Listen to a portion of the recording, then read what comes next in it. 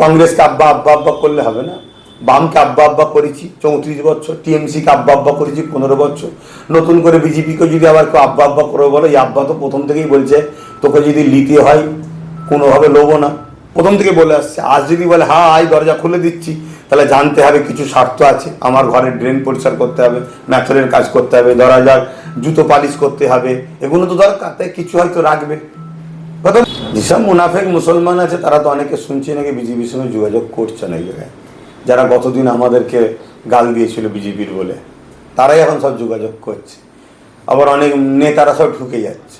তাহলে নেতা যদি ঢুকে যায় পিছু পিছু তার তো কোয়ালিটির যারা প্রজা আছে, মানে কর্মী আছে, তারাও তার সাথে ঢুকবে। আমি এতটুকু মনে করি, ভারতবর্ষ তথা পশ্চিম বাংলার আমার ক্ষুদ্র জ্ঞানে ততদিন এই মুসলমানদের উপকার হবে না, কল্যাণ হবে না, ভালো হবে না, সংবিধানের অধিকার পাবে না, যতক্ষণ পর্যন্ত না মুসলমান এই মাথায় নেবে যে চেয়ারের একটা পায়া নিজের হাতে দরকার। অতএব আমাদেরকে মালিক হতে হবে চেয়ারের একটা পায়া। ওই কংগ্রেসকে আব্বা আব্বা আব্বা করলে হবে না।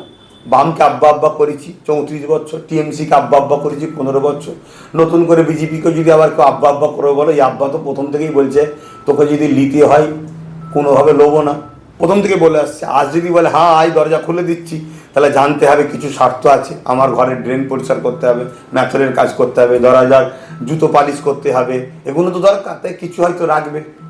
কথা বুঝে আসছে? কিন্তু এই জায়গায় আমার মনে হয় মুসলমানদের বাঁচার পশ্চিমবাংলা তথা ভারতবর্ষের যতদিন না এরা চেয়ারের একটা পায়া নেবে, এবং মুসলমান বিশেষ করে পশ্চিমবাংলা যদি ভাবে, তাহলে আগামী দিন কিন্তু পশ্চিমবাংলার একটা ভালো জায়গা এরা কিন্তু অটোমেটিক পেয়ে যাবে, দিতে বাধ্য হবে। তার জন্য কি করতে হবে? মুসলমানদের ঘরে বাম নয়, কংগ্রেস নয়, টিএমসি নয়, নিজেদেরকে তৈরি হতে হবে।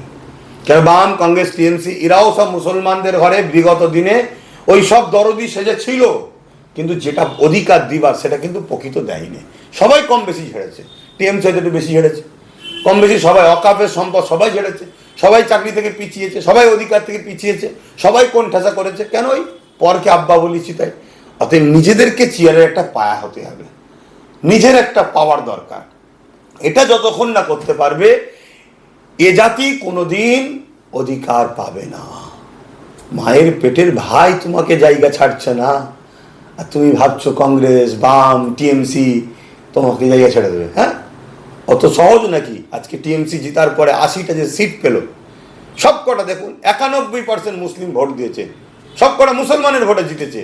তারপরেও যখন ওই দলটা আবার ভাগ হলো, সব সেটিংয়ে হচ্ছে স্যার, আমি অত ডিপে যাচ্ছি না, সেই দলেরও মাথায় কে বসবে দেখো? যেখানে মুসলমান বেশি করে জিতালো সেখানে একটা কোনো মুসলমানকে বসালো কেন?